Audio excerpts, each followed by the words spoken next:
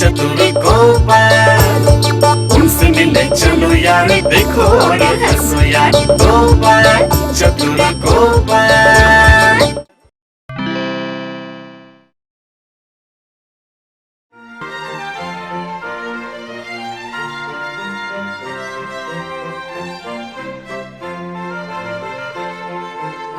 काश मेरे सर पर थोड़े से और बाल होते तो मैं इस कंघी का सही इस्तेमाल कर पाता। हाँ, और कितनी देर शीशे के सामने खड़े रहोगे? हाँ नहीं, खड़ा नहीं हूँ, बाल बना रहा हूँ भगवान। बाल कहाँ है तुम्हारे सर पर जो कंघी कर रहे थे? ओह भगवान, बिल्कुल सही कहा, जो मेरे सर पर नहीं है उसका अफसोस बनाकर ही तो कंघी कर रहा था। जो कुछ चला गया है वो तो वापस आने वाला नहीं है ना। जब हमसे अपना कोई बिछड़ जाता है तो क्या हम उसका अफसोस नहीं मनाते हैं? मैं भी उसी की चिंता कर रहा था बस। अच्छा, इसीलिए अपने बालों के बारे में बार बार सोच रहे हो? हाँ हाँ, वही मैं सोच रहा हूँ और कंघी कर रहा हूँ, सोच रहा हूँ और कंघी कर रहा हूँ। अब रहने दो, बहुत कंघी कर ली। वो लोग काफी देर से आपका इंतजार कर रहे हैं। वो लोग मतलब? आपकी कहानी सुनने श्रोतागण आए हैं। ओहो, आज छुट्टी का दिन है ना, इसलिए सुबह सुबह यहाँ आ गए होंगे। चलो चलकर देखता हूँ।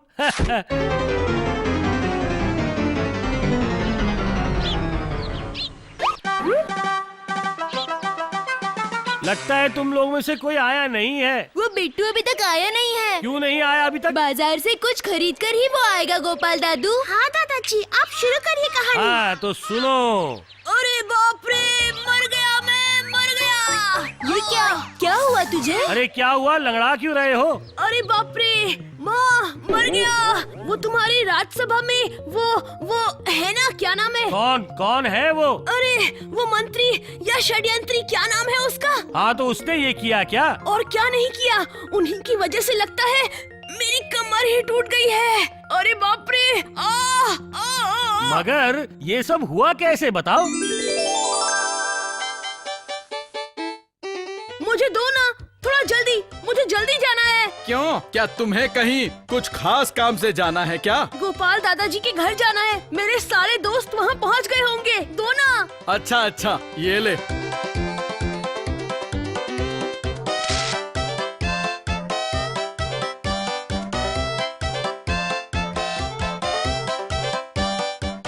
चलो अब जल्दी चलता हूँ, कहीं गोपाल दादाजी कहानी बोलना शुरू ना कर दे, बहुत देर हो गई है। नहीं, चलने से नहीं होगा, दौड़ता हूँ।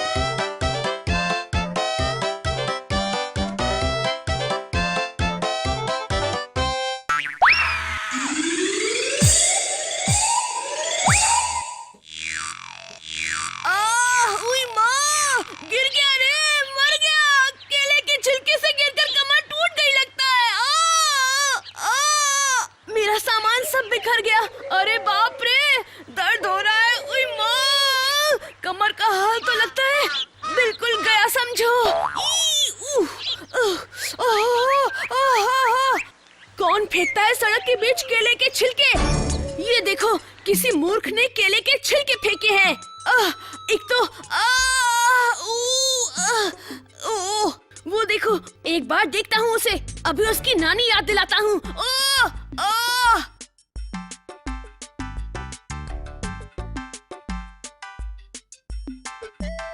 वो देखो, मूर्ख आदमी केले के छिलके फेंकते हुए जा रहा है। अभी पकड़ता हूँ जाकर।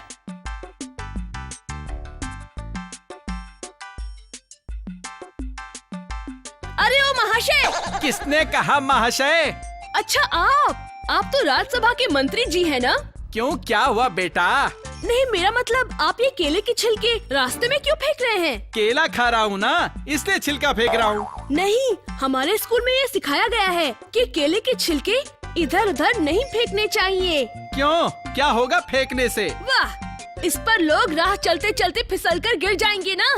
अब अभी मेरा हाल देखिए, मैं गिर गया ना। तू गिर गया तो बता मैं क्या करूं? मत फेंकिए केले के छिलके इधर उधर, समझ गए आप?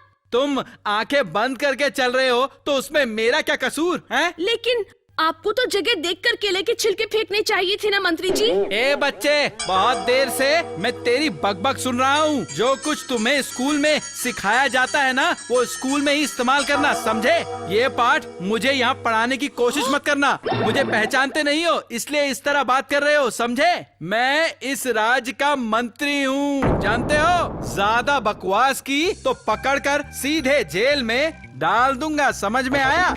नहीं नहीं, मेरा मतलब नहीं। चुप, एक शब्द भी नहीं बोलना। जाओ यहाँ से, जाओ। ये पिद्दी सा लड़का आकर मुझे सिखाएगा कि केले के छिलके मुझे कहाँ जाकर फेंकने हैं। वही बुढ़ा पंडित ही होगा इन सब की जड़। बच्चों को उल्टा सीधा सिखाकर बच्चों का दिमाग बिगाड़ दिया है। अच्छा, समझ में आ गया कि माजरा क्या है। उफ, इतना जोर का लगा, अरे बाप रे। लेकिन गोपाल दादू, उस मंत्री को आप जरूर सबक सिखाइएगा। हाँ गोपाल दादू, सबक सिखाना होगा, उन्हें सबक सिखाना होगा। ठीक है बच्चों, मैं समझ गया कि क्या हुआ था। अब तुम सब अपने अपने घर चले जाओ, कहानी रहने दो। मैं थोड़ी देर सोचता हूँ कि इस षड्यंत्री मंत्री को महाराज के सामने सबक कैसे सिखाया जाए। हाँ।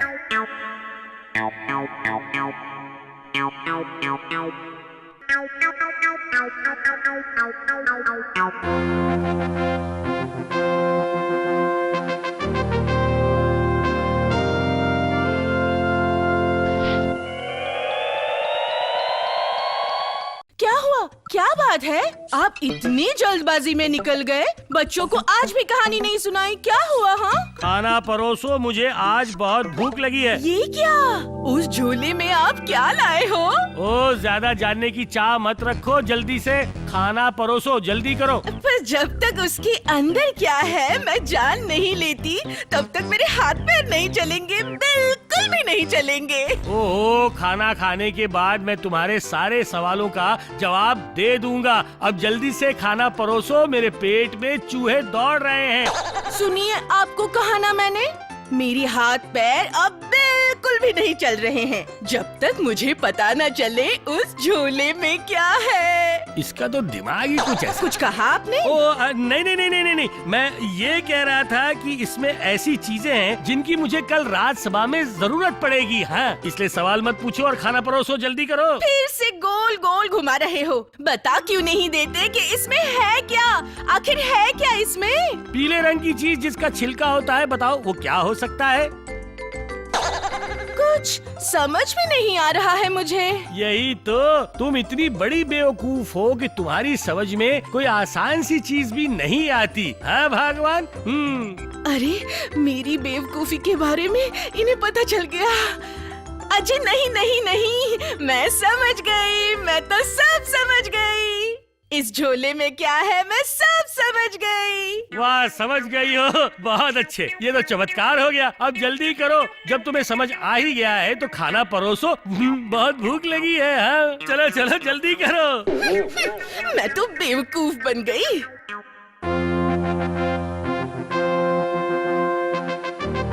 महाराज कृष्णचंद्र अब दोपहर के भोजन के लिए राजसभा छोड़कर जा रहे हैं। सावधान सावधान सावधान।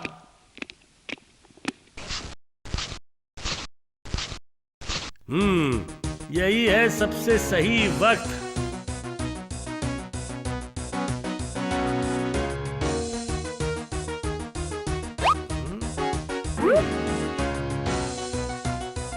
अब मैं अपना झोला खोलता हूँ। अब खाना खाना शुरू करता हूँ।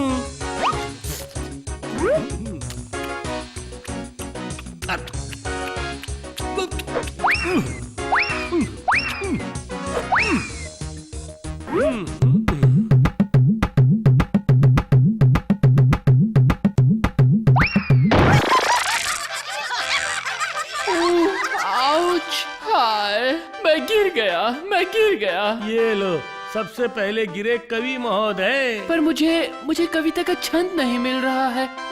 नहीं नहीं नहीं नहीं, मिला मुझे मिला। गिर गया मैं, पता नहीं क्या उठने के काबिल रह गया मैं। पर कवि महाराज, आपको कहीं चोट तो नहीं लगी? चोट लगी? क्या कह रहे हो गोपाल? बहुत भयंकर चोट लगी है। पर आप गिरे कैसे? पता नहीं यहाँ केला किसने खाया और उसके छिलके ने मुझे गिराया। अब बारी है राज पंडित जी के गिरने की। पंडित जी जरा नीचे देख के चलिए। अरे बाप रे, मेरी कमर तो आज गई, टूट गई। ये अचानक क्या हुआ? आप कैसे गिर गए? मूर्खम, सारे मूर्ख हैं यहाँ पर। सभा में बैठकर केले खा रहे हैं और उसके छिलके रास्ते में फेंक रहे हैं। मूर्ख हैं यहाँ सब। ये तो अन्याय है, वाकई बहुत बड़ा अन्याय। महाराज कृष्णचंद्र दोपहर के भोजन के बाद फिर से राजसभा में प्रवेश कर रहे हैं। सावधान, सावधान, सावधान। आने दो महाराज और उनके मंत्री जी को। अब उन्हें आएगा फिसलने का असली मजा।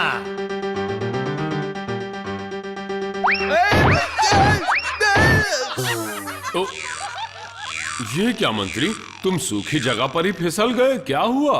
ओहो, तुम्हें दिन के उजाले में भी दिखाई नहीं देता क्या? ओह महाराज, सूखे में नहीं गिरा, केले के छिलके से गिरा। क्या कह रहे हो? राज्यसभा में ये केले का छिलका कहाँ से आ गया? यही तो मैं। नहीं मंत्री, तुम अपनी आंखें एक बार वैद्य जी को दिखा देना। कौन आग दिखाएगा ये आपके अभी समझ में आएगा। ओहो, कमर टूट गई। ये क्या महाराज, आखिर में आप भी इस सूखी जगह में फिसल गए हैं? अरे नहीं, मैं तो केले के छिलके की वजह से गिरा। हाय हाय, कमर टूट गई। ये क्या अनर्थ हो गया? मेरा हाथ पकड़कर उठिए महाराज।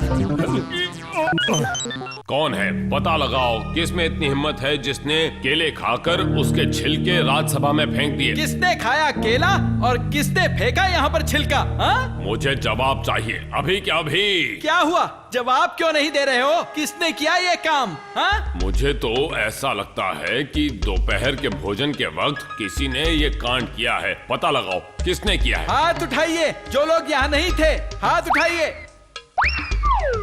सभी लोग हाथ उठा रहे हैं। नहीं महाराज, आपके सबसे प्यारे तोंद वाले गोपाल ने अपना हाथ नहीं उठाया। गोपाल, क्या तुमने इस राज्यसभा में बैठकर केले खाए थे? हाँ महाराज, मैंने खाए थे।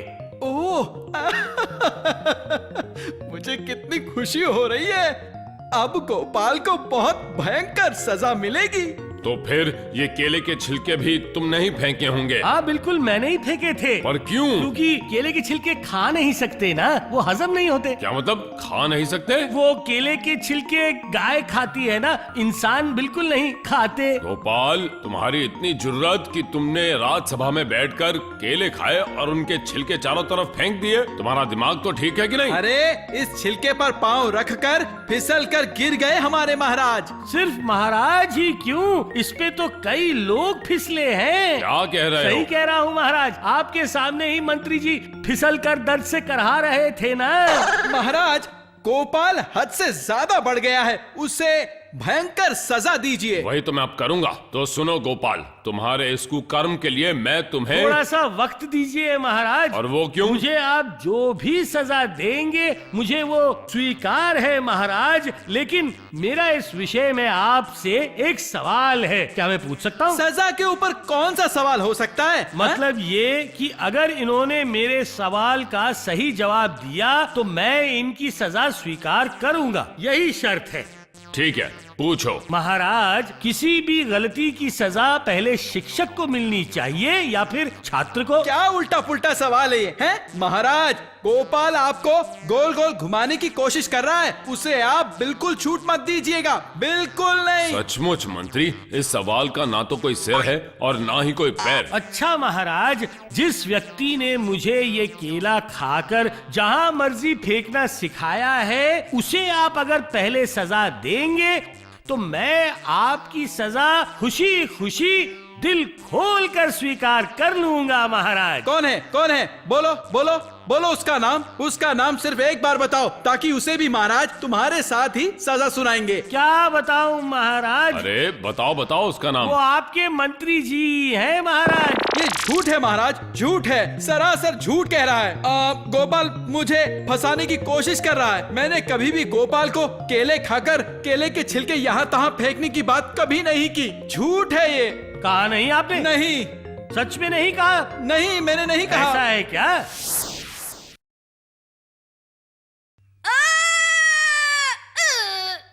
केले के छिलके रास्ते में क्यों फेंक रहे हैं? तुम आंखें बंद करके चल रहे हो तो उसमें मेरा क्या कसूर है? तो फिर महाराज सुना आपने, मैंने ये कांड भला किसके कहने पे किया है बताइए? छी छी छी छी छी छी मंत्री, तुम मेरे राज्य के मंत्री हो और तुमने एक नादान बच्चे के साथ इस तरह व्यवहार किया, मुझे तो शर्म आ रही है। सिर्फ यही नहीं महाराज, इन्होंने केला खाकर उसका छिलका बीच रास्ते में फेंक दिया था महाराज। नहीं, मतलब वो, हाँ महाराज। क्या हुआ, जबान अटक गई क्या? मैंने तुम्हें कितनी बार कहा है कि वैद्य जी को जाकर दिखाओ और अपनी इस तुतलाने की आदत के लिए दवा लो। इसकी दवा वैद्य जी के पास नहीं है महाराज, इसकी दवा तो आपके पास है। मैं समझ गया। अच्छा मंत्री सुनो, इस सभा में जितने भी केले के छिलके पड़े हैं सब पर तुम पांव रख कर चलोगे, उसकी वजह से जो भी होगा वही तुम्हारी सजा होगी। पर महाराज, इस सभा में तो बहुत सारे केले के छिलके पड़े हुए हैं। हाँ, सब पर पांव रखना होगा। पर मुझे बहुत चोट लगेगी महाराज। इसलिए तो सजा दी है आपको। क्या? महाराज कृष्णचंद्र जी की जय हो। अरे बाप रे, मर गया। अरे बाप, ये गोपाल ने तो फंसा दिया मुझे। हाँ, बहुत अच्छा हुआ। मंत्री ने सही सबक सीखा। और आगे से ऐसा काम करने से पहले गलती से भी ऐसा सोचेगा नहीं वो मंत्री। ये हुई ना गोपाल दादाजी वाली बात। गोपाल दादू जिंदाबाद, जिंदाबाद, जिंदाबाद।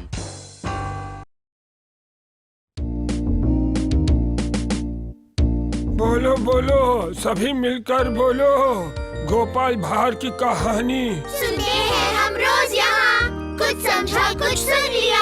राजा से सब सभासद तक, मंत्री की चर्चा दूर दूर तक, सुनकर तुम सब होते हो खुश यहाँ। सुनकर हम सब होते हैं खुश यहाँ।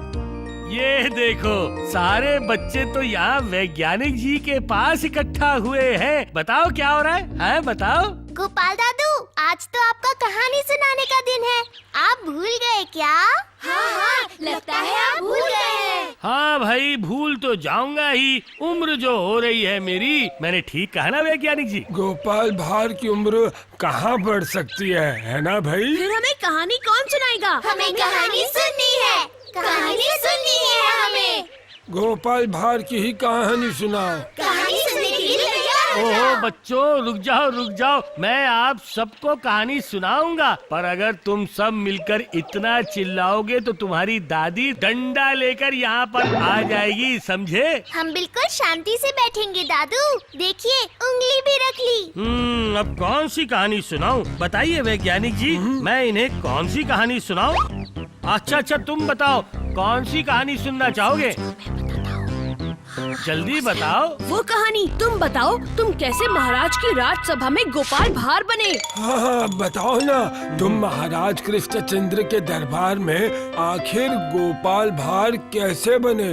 अच्छी कहानी होगी ना? तो ठीक है, अब मैं तुम्हें बता ही देता हूँ। मैं पहले महाराज के लिए रोजाना बाजार लाया करता था, समझे तुम लोग? उनके लिए सामान खरीदते थे तुम? हाँ बेटा, तुमने बिल्कुल ठीक कहा, मगर तब मैं हिसाब में बहुत गड़बड़ी करता था। फिर तो महाराज बहुत गुस्से में आ जाते होंगे। हाँ बेटी, रोज महाराज मुझ पर गुस्सा हुआ करते थे और एक दिन तो कोतवाल साहब मुझे बांधकर राजसभा में ले गए। मैंने हिसाब में फिर से गड़बड़ी की है, ये सुनकर महाराज गुस्से से तिलमिला गए। हाँ नहीं नहीं नहीं नहीं नहीं, ये कैसी बात हुई? बाजार से सामान लाते हुए सौदे का हिसाब भूल जाते हो? ऐसे बाजार सरकार की जरूरत क्या है? शास्त्री जी आप रुकिए, मैं यहाँ पर खड़ा हूँ या नहीं? ये आदमी कैसा है? देखो तो मंत्री। षड्यंत्री है, एक नंबर का षड्यंत्री है। क्षमा करें महाराज, मैंने सच में कोई गलती नहीं की है। हाँ? कुछ नहीं किया है। हाँ, तस्करी करता है, ये चोर है, चोर। बाजार से सौदा लाता था, लेकिन इसने हिसाब में गड़बड़ की है। सूली पे चढ़ना होगा तुझे। सूली पर? ये कैसा अनर्थ है? मगर मैं तो निर्दोष हूँ महाराज। सूली पर से उतार कर जेल में बंद कर दूंगा तुझे। महाराज इसे 2.5 मन इमली खिला दीजिए। 51 तीखी मिर्चियाँ खिला दीजिए। मैं जिंदा नहीं बचूंगा महाराज। सुनो मोटू, मैं सोच रहा हूँ तुम्हें हिमालय पर भेज दूं। क्यों मंत्री? हाँ भेज दीजिए, सर्दी से जम जाएंगे। मुझे बचाइए महाराज। सबसे पहले ये बात मेरे ही मन में आई थी, ठंड से कांप जाएगा। मैं तो ये पहले से ही सोच रहा था। तुमसे पहले मैंने ये सोचा था। तुम ज्यादा चिल्लाओ मत, महाराज को पता है किसने पहले ऐसा सोचा था। मतलब ये कि आप सबने मुझे हिमालय पर्वत पर भेजने का सोच लिया है। क्या कह रहा है तू बड़बड़ा कर? हाँ? बड़बड़ाकर बात करने से महाराज बहुत ही गुस्से में आ जाते हैं। मंत्री, जब सभी यही कह रहे हैं तो मैं इस भोंदू बाजार सरकार को सोचता हूँ कि हिमालय ही भेज दूं। मैं तो पहले से ही सोच रहा था। क्यों रे, अगर तकलीफ है तो अभी के अभी बोल दे, मैं तुझे आज ही भेज दूंगा। मगर मैं किससे कहूँ, यहाँ पर तो सभी बेसब्रे लोग हैं। क्या हुआ बाजार सरकार, कुछ कहना है तुम्हें? कहना तो बहुत कुछ है, पर वो मैं क्या कहूँ। तो कहो ना, क्या कहना है? आपने मुझे सजा दी, वो तो आप दे ही सकते हैं, आप महाराज जो ठहरे। लेकिन मुझे हिमालय भेजकर ज्यादा से ज्यादा क्या होगा महाराज? मैं ठंड में मर जाऊंगा। परंतु क्या है? हाँ? परंतु क्या लगा रखा है? परंतु क्या, बोलो। परंतु ये बात है महाराज कि आप जो मुझे सजा दे रहे हैं, ये तो मेरा सौभाग्य है महाराज। असल में अगर मैं मर गया तो वो मर गया तो बोल। हाँ बोलता हूँ, अगर मैं मर गया ना महाराज तो इस संसार से एक बहुत ही बुद्धिमान इंसान कम हो जाएगा। महान विद्या? कौन सी विद्या? मैं जो कहना चाह रहा हूँ वो मैं आपको सबके सामने बिल्कुल नहीं बता सकता। तुम मेरे सामने बता सकते हो, मैं मंत्री हूँ। मैं सेनापति हूँ। और मैं कोतवाल हूँ। अब जल्दी से शांत हो जाओ, शांत हो जाओ, शांत हो जाओ। बोलो बोलो, कौन सी विद्या? क्या मैं निर्भय होकर कहूँ? हाँ हाँ, निर्भय होकर कहो। कितना भोंदू है ये। महाराज, मैं सोने की खेती कर सकता हूँ। जी हाँ। किसकी खेती? सोने की। हर तरफ सोने के पेड़ उगेंगे महाराज, सोने के फल क्या होंगे। कहा? सोने के फल? जब आपकी कसम महाराज, वरना मेरी आंखें फूट जाए। पेड़ पर सोने का फल गुच्छों में उगेगा। सोने की खेती, क्या अजीब बात है। हाँ, सब सुनकर चौंक गए। सबका मुंह खुला का खुला रह गया और आंखें फटी की फटी। वो तो होना ही था ना। अच्छा, अब वो सयाने शास्त्री जी भी नहीं समझ पाए, है ना? शास्त्री जी तो उल्टा मुझसे चिपक गए, कहने लगे मुझे सिखा दो। मुझे क्या उल्लू समझा था? गोपाल, मुझे सिखा दो ना ये सोने की खेती करना। मैं महाराज की जमीन पर जमकर सोने की खेती करूंगा।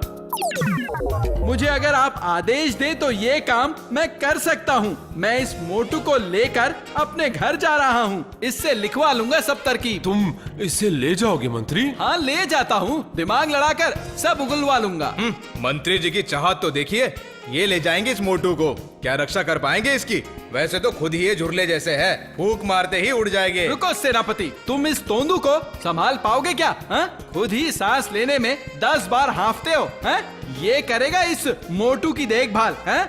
मैं ही इसे लेके जाऊंगा। आपको रुमाल से अपना मुंह पोंछकर फिर बात करनी चाहिए। आप मंत्री हो या लकड़बग्गा, मेरा घर नजदीक है, मैं ले जाऊंगा। सब शांत हो जाओ। ओ बाजार सरकार, खुद ही तय करो तुम कहाँ रहोगे। मुझे आप कैद कर दीजिए महाराज।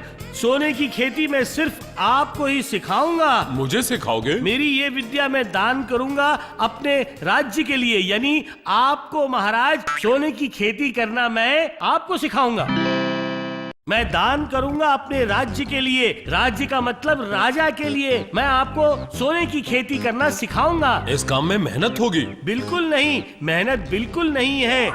जमीन पर सिर्फ 2 बार जोतना होगा, उसके बाद उसमें सोने का बीज जगह जगह दबा देना पड़ेगा। उसके 2 दिन बाद 6-7 फीट सोने का पेड़ उग जाएगा। बस उसके हर डाल पर केलों की गुच्छों की तरह सोने का फल उगने लगेगा। सोने का बीज?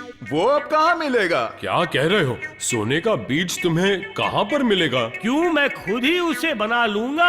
आप 2.5 किलो सोना मुझे दे दीजिएगा, मैं 2 दिन में उसमें से बीज निकाल लूंगा महाराज। फिर लगा दोगे? हाँ, फिर उसे लगा दूंगा। अरे वाह, क्या नाम है तुम्हारा भाई? मेरा नाम गोपाल चंद्र है मंत्री जी। ए गोपाल, तुम ये कर सकोगे ना? नहीं कर पाए तो लोगों के बीच मेरी इज्जत की धज्जियां उड़ जाएंगी। महाराज, मैं आपकी कसम खाता हूँ, सोने की खेती करना कोई बड़ी बात नहीं है। हाँ। ठीक है मंत्री जी महाराज। सुनो, इस आदमी के हाथ में 1 सेर सोना देकर इसे जेल में बंद कर दो।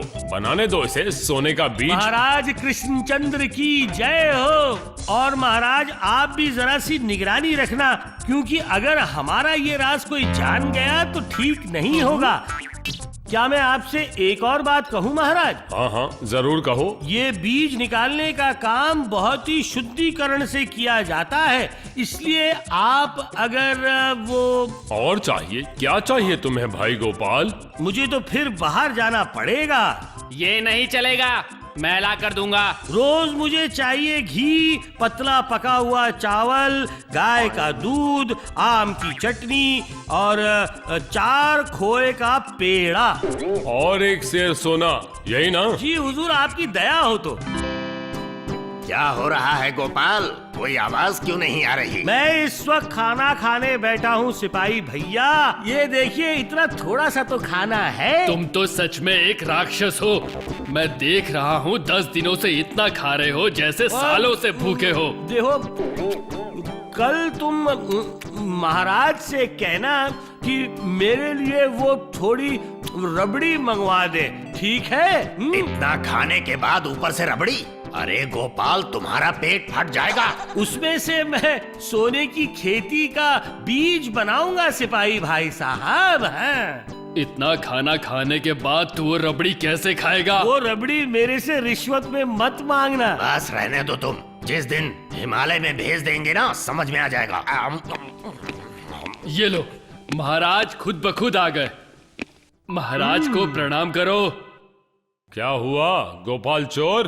महाराज, आपकी दया से मैंने सारा बंदोबस्त कर लिया है। वो तो समझ रहा हूँ, पर इसके बाद किराने वाले और मिठाई वाले के पास कुछ भी नहीं मिलेगा। तुम्हारा रसगुल्ला, खोए का पेड़ा। अरे रबड़ी, मुझे रबड़ी चाहिए। रबड़ी? हाँ, 2.5 किलो रबड़ी रोजाना, सिर्फ 3 दिन के लिए महाराज। ये लीजिए, अब इन्हें रबड़ी भी खिलाइए महाराज। मैं खाऊंगा नहीं। तो फिर? सोने की खेती का बीज उसमें भिगो दूंगा। बहुत सुंदर बीज बना है। रबड़ी में उसको भिगो कर रखना पड़ेगा, सिर्फ 3 दिन। उसके बाद? उसके बाद ही बीज तैयार मिलेगा। उसे खाने में बोना पड़ेगा। 3-4 दिन में पेड़ बड़ा हो जाएगा महाराज। और 6 दिन के बाद मिलेगा सोने का फल, बड़े बड़े केले के गुच्छों की तरह। और उसके बाद भी है। हाँ? उसके बाद तो आप लोग मुझे हिमालय पर्वत भेज देंगे मंत्री महाशय। ये सब बातें रहने दो। वो बीज तुम कब बोओगे, ये बात पहले बताओ। हाँ, ये बताओ तुम। रबड़ी तो मैं भिजवा ही दूंगा। आज से ठीक 5 दिनों के बाद, यानी मंगलवार को बीज बोया जाएगा। और उसके बाद ही मेरी मेहनत का फल रंग लाएगा महाराज। सबको बता दीजिए। सबको बता दूं का मतलब? हमारे अलावा किसी को भी इसका पता नहीं चलना चाहिए। ये बात याद रखना। बीज कब बोओगे? मंगलवार को। मंत्री, अब मुझसे रहा नहीं जा रहा है। उस गोपाल चोर को बुलाओ। ओह, अरे आप बुलाए ना उन्हें जल्दी। किस बात के लिए आप मंत्री बने हैं? ए कोतवाल, कोतवाल। अरे कोतवाल, कान से सुनाई नहीं दे रहा है क्या? बहरा कहीं का। अरे ओ कोतवाल, जल्दी से गोपाल को लेकर आओ, कुंभकर्ण कहीं का। महाराज हम आ गए, आरोपी हाजिर है। क्या हुआ गोपाल, सारी तैयारी हो गई? सब तैयारी पक्की है महाराज। सिर्फ इन बीजों को लेकर खेती में रोपण करने के लिए एक आदमी चाहिए। फटाफट दबा देंगे 3-4 दिनों के अंदर, केले के गुच्छों की तरह। मेरा मतलब। अब ये लो, अब मैं बीज बोने के लिए आदमी कहाँ से लाऊं?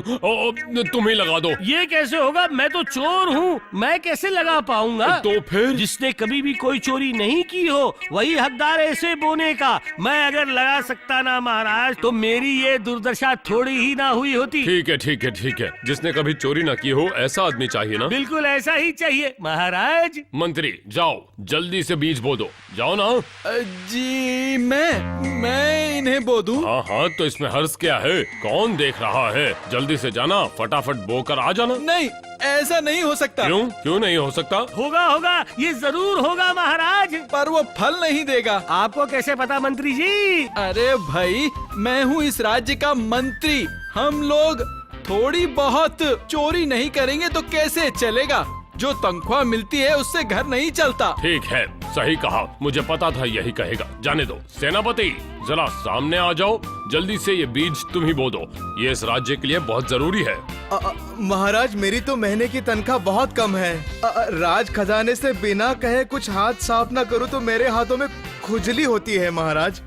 मैं लगाऊं ये बीज? अगर इस पौधे से धन नहीं मिलेगा तो मेरा क्या होगा? बताओ फिर, बीज लगाएगा कौन? इसे कौन लगाएगा? मैं ठहरा राज दरबार का शास्त्री। हाथों में खुजली की बीमारी तो मुझे भी है ना। महाराज एक काम कीजिए ना, रानी माँ को जाकर कहिए ना, यदि वो एक बार यहाँ आकर। अब क्या कहूँ, संदूक में कोई गहने नहीं रख सकते, महारानी की आंखें उस पर पड़ जाती है, लालच बढ़ जाता है। भाई पंडित, तुम ही आगे आओ। क्षमा करिए महाराज, बचपन में पढ़ाई के समय मैं गुरुजी के डर से अपने साथ पढ़ने वाले लड़कों से नकल किया करता था। अब क्या होगा? मेरा बनाया ये बीज खराब हो जाएगा महाराज। अरे अरे अरे, खराब क्यों होगा? अरे महाराज खुद मौजूद है ना, इस पूरे राज्य में उनके नाम का डंका बजता है। सचमुच मेरे छोटे से दिमाग में ये बात तो आई ही नहीं। बोलो महाराज कृष्णचंद्र की जय। चुप हो जाओ सबके सब। जय कहने से ही पाप साफ हो जाता है क्या? बचपन में माँ का रखा हुआ लड्डू चोरी करके खाता था।